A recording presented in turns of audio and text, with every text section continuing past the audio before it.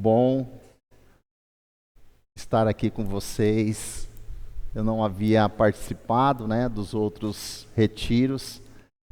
E pode ter certeza que daqui para frente, se Deus permitir, nós não vamos faltar mais.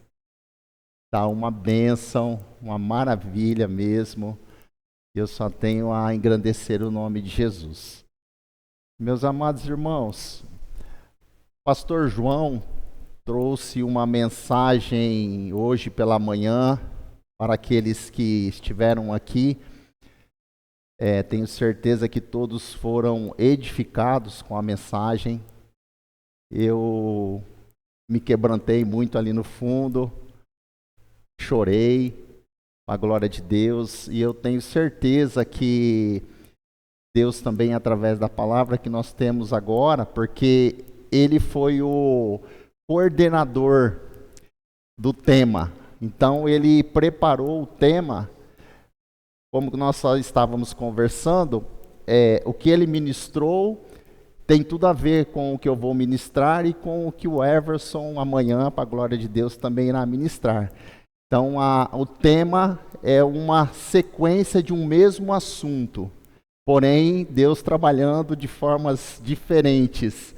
Então, eu quero que vocês abram as vossas Bíblias no livro, na verdade, na carta de Paulo aos Romanos. Vocês estão me ouvindo bem? Estou falando muito alto? Vocês falam comigo porque eu já grito normalmente, Imagina com o microfone. Romanos capítulo de número 12, versículo de número 2. Romanos 12, versículo de número 2, eu quero fazer a leitura somente desse verso. Romanos 12, verso de número 2. Todos encontraram? Diz assim a palavra do Senhor: E não vos conformeis com este mundo, mas transformai-vos pela renovação do vosso entendimento, para que experimenteis qual seja a boa, agradável, perfeita vontade de Deus. Amém por esta palavra, meus amados irmãos? Vamos fazer mais um momento de oração? Em nome de Jesus. Senhor, nosso Deus e nosso Pai, graças te damos por este privilégio, Pai, de estarmos aqui reunidos como igreja. Graça te damos, Senhor, porque até aqui o Senhor tem nos ajudado. Meu Deus, nós estamos alegres, felizes, porque o Senhor está no nosso meio, o Senhor habita em cada um de nós, e nós estamos aqui nesta noite para glorificar, engrandecer, exaltar o teu nome. E eu quero pedir, Senhor, que o Senhor me ajude, através do poder do teu Espírito, a trazer a tua palavra, que os irmãos possam estar, Senhor, com o coração aberto para receber a tua palavra, que eles possam, Senhor, serem edificados para a glória do teu nome. Usa minha vida, Senhor, que não seja eu, mas seja o teu Espírito que fale através de mim, em nome de Jesus. Amém.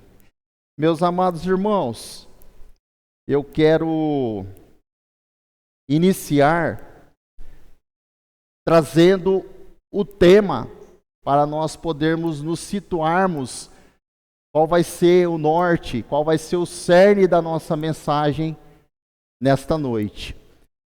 O tema da mensagem é a palavra de Deus, a verdade transformadora. A palavra de Deus, a verdade transformadora. E eu gostaria, como eu sempre faço na minha introdução, trazer para os irmãos uma introdução que faça cada um dos irmãos se situarem naquilo que nós temos pela misericórdia de Deus para trazer para a igreja. Então nós podemos iniciar dizendo que nós vivemos em um mundo pós-moderno, ou seja, um mundo que adota uma postura descompromissada com a verdade. Ele valoriza a pluralidade de interpretações subjetivas. Nesse cenário atual que nós vivemos, nós temos muitos filósofos e acadêmicos com muitas teorias, muitas visões sobre o que é a verdade. De forma bem resumida, o João trouxe aqui hoje uma explanação tremenda, muito abençoada por Deus. Fico maravilhado quando vejo ele, o Everson pregando. Fico mesmo, irmãos. Eu admiro o conhecimento que eles têm. Então eu quero só trazer para os irmãos, de forma resumida, o que esses filósofos, o que esses acadêmicos têm como teorias e visões do que é a verdade. Para alguns, a verdade ela depende do ponto de vista. Para outros, a verdade é definida pela lógica. Para outros ainda, eles dizem que a certeza é o critério da verdade. Diante dessas conclusões bem simples, parece que a verdade ela está relativizada. E para muitos não existe uma verdade absoluta, imutável e inerrante. E isso, meus amados irmãos, tem sido o grande motivo de confusões pessoais, sociais e familiares. Ou seja, leis que eram, agora não são. Verdades que eram, agora não são. As pessoas não sabem mais no que creem.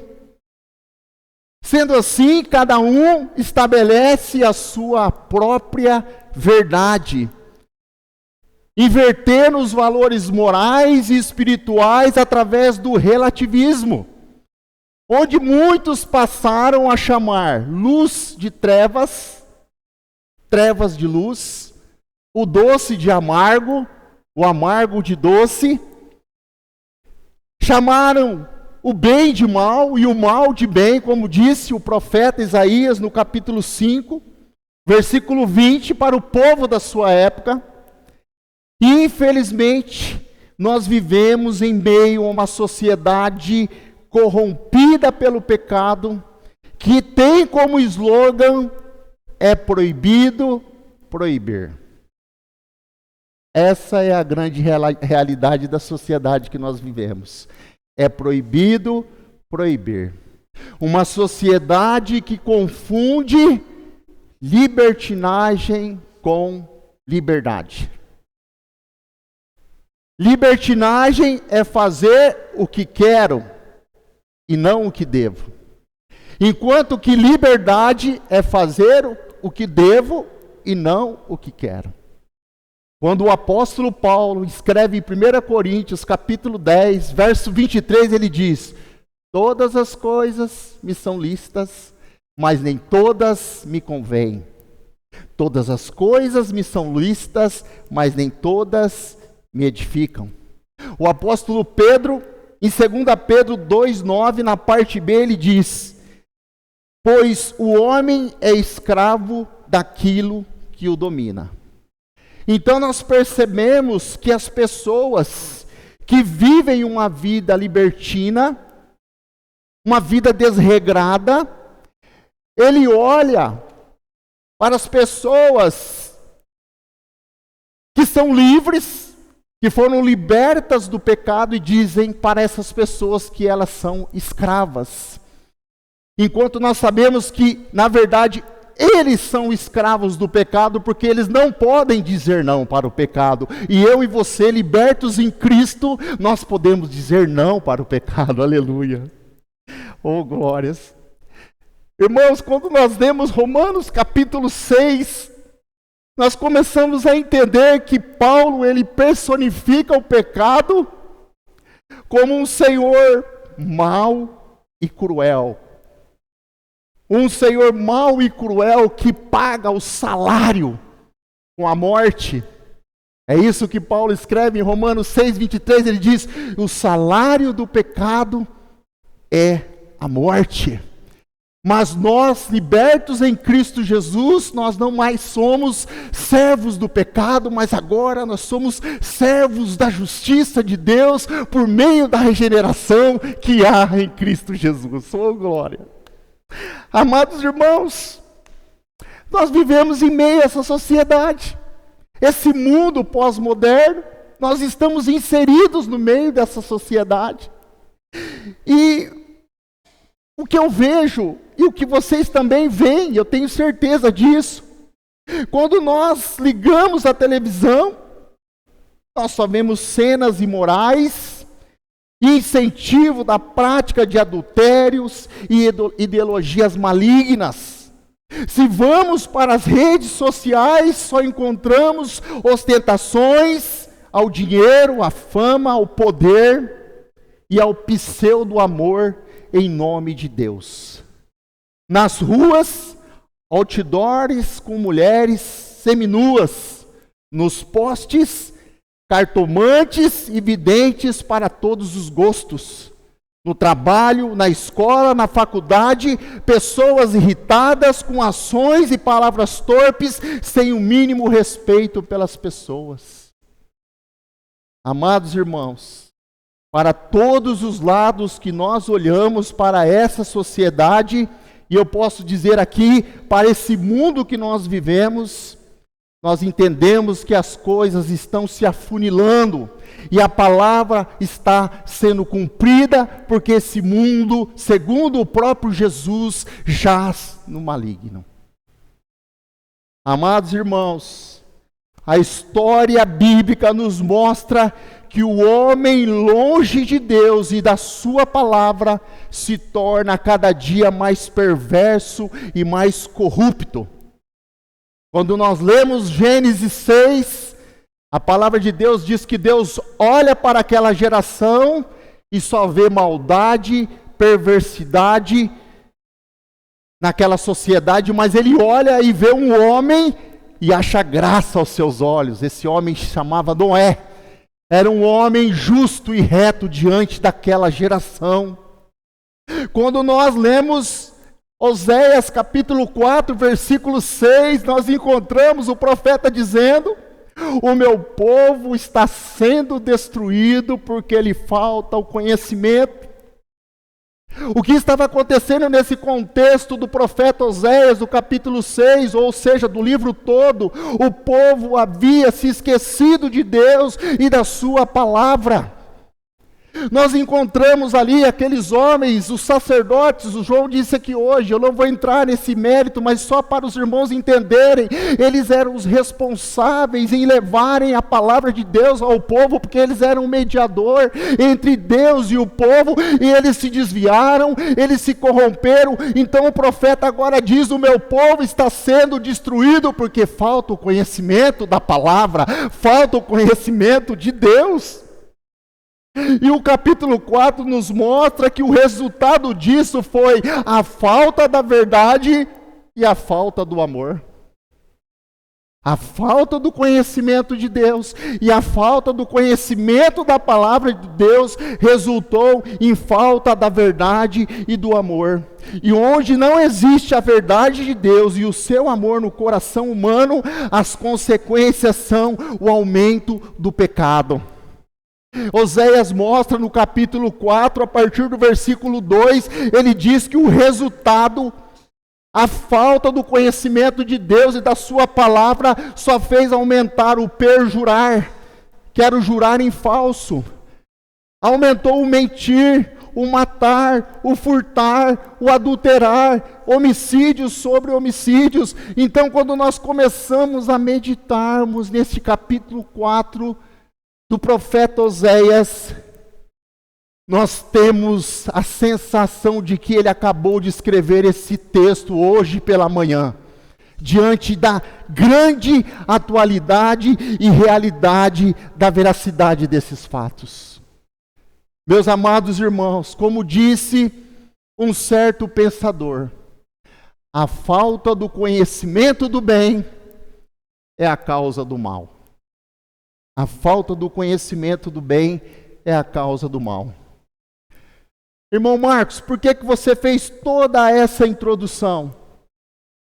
Para que nós possamos pensarmos juntos como vivermos em meio a uma sociedade, e não por dizer o mundo caótico que estamos, e não sermos moldados a este mundo, não termos o nosso coração e a nossa mente moldada a este mundo, não sermos confundidos, mas termos uma mente renovada. E a resposta é: conhecendo toda a verdade transformadora da palavra de Deus para a vida humana. Essa verdade absoluta que não pode ser relativizada. Esta palavra que foi escrita por Deus para demonstrar sua natureza e caráter, o propósito e sentido da vida, a realidade do pecado e a necessidade de redenção e o seu plano de salvação. Essa verdade absoluta de Deus, que é inerrante, que é imutável, que é absoluta. E eu quero que você saia daqui hoje entendendo que nós temos uma verdade absoluta descrita nesta palavra, e eu quero que você entenda essa verdade. E eu posso começar dizendo para a amada igreja que Deus é a verdade. Aleluias. Deus é a verdade. Jeremias capítulo 10, versículo 10 diz: mas o Senhor Deus é a verdade. Ele mesmo é o Deus vivo e Rei eterno. Então nós temos uma verdade absoluta, e essa verdade absoluta está aqui na palavra de Deus para cada um de nós, para que nós possamos conhecê-la e praticá-la. Então nós podemos começar dizendo que Deus é a verdade. Nós podemos dizer que Jesus Cristo é a verdade, aleluias. Jesus disse em João 14,6, eu sou o caminho, a verdade e a vida. Ninguém vem ao Pai senão por mim. Então eu tenho Deus como a verdade, Jesus Cristo como a verdade. A palavra de Deus diz que o Espírito Santo é a verdade, aleluias. 1 João 5,6 diz, porque o Espírito é a verdade. Jesus disse que quando o Espírito Santo viesse, Ele nos guiaria em toda a verdade. Então eu tenho, Deus é a verdade. Jesus Cristo é a verdade, aleluias. O Espírito Santo é a verdade. A palavra é a verdade. João capítulo 17, versículo 17, o próprio Jesus disse: santifica-os na verdade, a tua palavra é a verdade.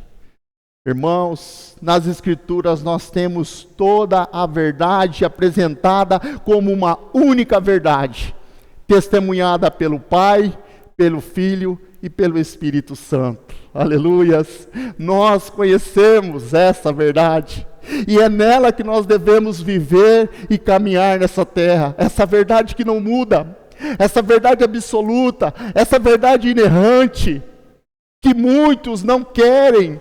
E nós vivemos então esse mundo caótico, nós vivemos essa sociedade corrompida, porque as pessoas querem tirar Deus da história, as pessoas não querem a palavra de Deus.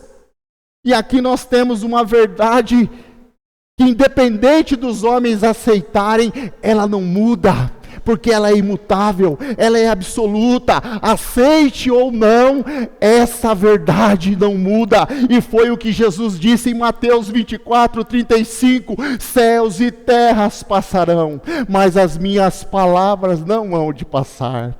Então Deus é a verdade, Jesus Cristo é a verdade, o Espírito Santo é a verdade, a palavra é a verdade. Aleluias! Quando nós conhecemos a verdade, toda a verdade, nós podemos dizer, irmãos, que nós podemos andar na luz.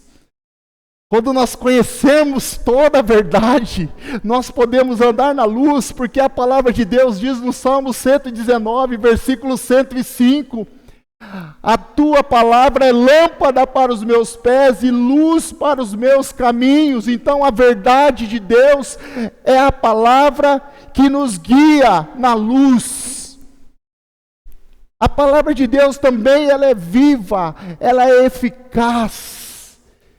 Diz Hebreus 4:12, porque a palavra de Deus é viva e eficaz, é mais cortante que espada de dois gumes, penetra a divisão da alma e do espírito, das juntas e da medula, e é apta para discernir os pensamentos e as intenções do coração. Quando nós lemos esta palavra que é viva, que é eficaz, o autor está presente. É o único livro que quando nós lemos, o autor está presente, que é o Espírito Santo. Quando você lê essa palavra que é viva e eficaz, ela transforma a sua vida. Quando nós lemos a palavra, nós também entendemos que ela é apta para corrigir, repreender, ensinar e instruir. Foi isso que o irmão trouxe hoje pela manhã, 2 Timóteo 3,16. Toda a Escritura é divinamente inspirada e proveitosa para corrigir, repreender, ensinar e instruir. Então a palavra de Deus é lâmpada para os nossos pés, luz para os nossos caminhos. A palavra de Deus, ela é viva e eficaz. A palavra de Deus, ela tem poder para nos corrigir, repreender, ensinar e instruir. A palavra de Deus é alimento para nossas almas. Quando nós lemos Mateus 4:4, Jesus disse: nem só de pão viverá o homem, mas de toda a palavra que procede da boca do Pai. Nós precisamos do pão físico, mas Jesus diz que nem só de pão, mas de toda a palavra. A palavra é o alimento espiritual para as nossas vidas. E quantas pessoas estão famintas desta palavra e não buscam esse alimento espiritual para as suas vidas? Meus amados irmãos, muito mais do que o pão físico, a palavra de Deus é esse alimento espiritual para nossas almas. A palavra de Deus também, ela nos protege contra o pecado. Salmo 119, versículo 11, o salmista disse: guardei a tua palavra no meu coração para não pecar contra ti. A palavra de Deus também nos ensina que ela nos liberta. É a palavra que nos liberta do pecado, é a palavra que nos liberta de tudo aquilo que nos traz dor, sofrimento, angústia nas almas. Por isso Jesus disse em João 8:32, conhecereis a verdade e a verdade vos libertará. A palavra de Deus nos santifica. João 17:17 eu já disse, santifica-os na verdade, a tua palavra é a verdade. Meus amados irmãos, nós temos em nossas mãos um poder de Deus que é a espada do Espírito. E nós precisamos, como obreiros de Deus, aprendermos a manejarmos esta palavra. Paulo disse isso em 2 Timóteo 2,15, que nós deveríamos e devemos, na verdade, se apresentar a Deus como obreiros que não têm do que se envergonharmos, que manejemos bem a palavra da verdade. Meus amados irmãos, essa verdade é imutável, é inerrante, é absoluta, é infalível. Quando nós nos debruçamos nesta verdade, nós temos uma vida transformada pelo poder do Espírito Santo de Deus. Ela é o poder de Deus para nos transformar. Quando nós lemos Romanos capítulo 1, versículo 16, Paulo diz: eu não me envergonho do Evangelho, porque o Evangelho é o poder de Deus para a salvação de todo aquele que crê. Esse poder que Paulo está dizendo é o poder transformador. É o poder de transformar um homem corrupto em Adão em uma nova criatura, um filho de Deus. É esse poder de Deus. O Evangelho é poder de Deus.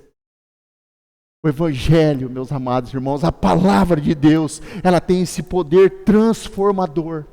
E nós podemos dizer então que nenhuma ciência, nenhuma filosofia pode sobrepujar a palavra de Deus. Paulo, em 1 Coríntios 3,19, ele diz que a sabedoria deste mundo é loucura para Deus. A sabedoria deste mundo é loucura para Deus. Quando eu leio o profeta Jeremias, ele diz no capítulo 9, versículo 23 e 24, ele diz: não se glorie o sábio na sua sabedoria, nem o forte na sua força, nem o rico na sua riqueza, mas o que gloriar-se, glorie-se em conhecer e entender ao Senhor, que faz justiça, juízo e benevolência na terra. Disso eu me agrado, diz o Senhor dos exércitos. Aleluias! Essa palavra é a palavra da verdade, a palavra transformadora, a palavra deixada por Deus para nós, seres humanos. É o manual da vida, meus amados irmãos. E eu queria dizer para vocês, durante a história da humanidade, muitos homens estudiosos e filósofos levaram muitas pessoas a pensarem, tornaram-se famosos, mas no fim da vida não foram capazes de responder as 3 perguntas da filosofia: quem somos, de onde viemos e para onde vamos. Se tivesse lido 3 páginas dessa Bíblia Sagrada, dessa palavra sagrada, eles tinham descoberto essas 3 questões que até hoje eles não sabem responder. Irmãos, o pai da filosofia, Sócrates, no final da sua vida, provavelmente ele disse: de uma coisa sei que nada sei.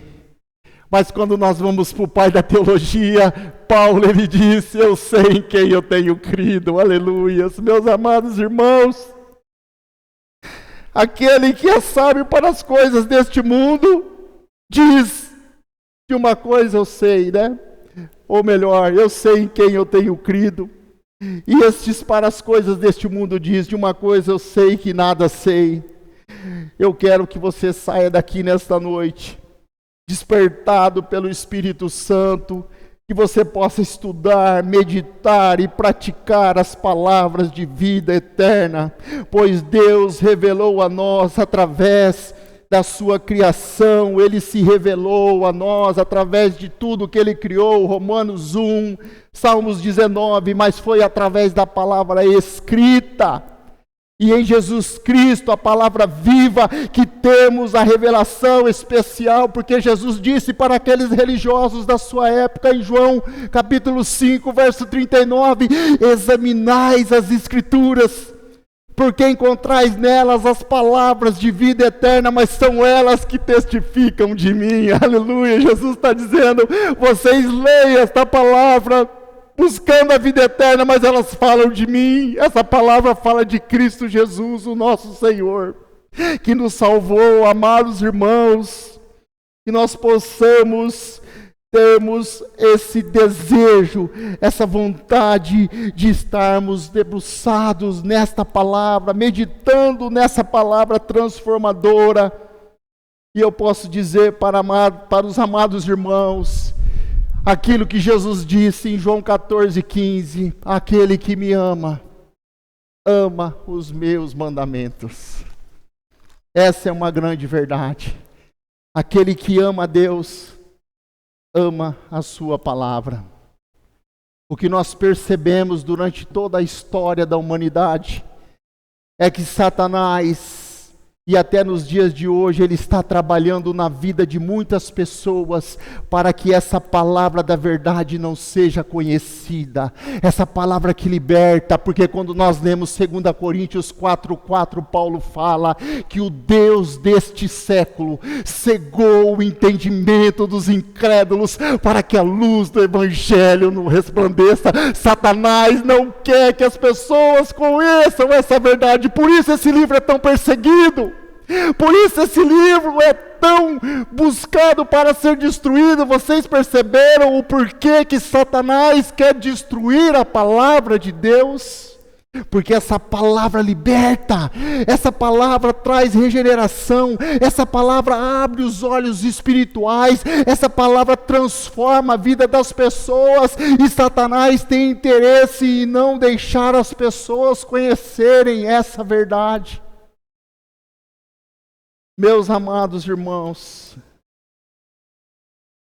eu termino essa palavra dizendo, como o salmista, no Salmos 1, bem-aventurado o varão que não anda segundo o conselho dos ímpios, não se detém no caminho dos pecadores, nem se assenta na roda dos escarnecedores. Verso 2, antes tem o seu prazer na lei do Senhor, e nela medita de dia e de noite. Em 2 Pedro 3,18 ele escreve: crescei na graça e no conhecimento do nosso Senhor e Salvador Jesus Cristo. A palavra de Deus também diz em 1 Pedro 1:2, ele diz: graça e paz vos sejam multiplicadas pelo conhecimento de Deus e do nosso Senhor e Salvador Jesus Cristo. Que você possa sair daqui, deste ambiente maravilhoso que Deus nos proporcionou, de estarmos aqui reunidos, que você saia daqui, quando você voltar para a sua casa, volte desejando conhecer mais desta palavra.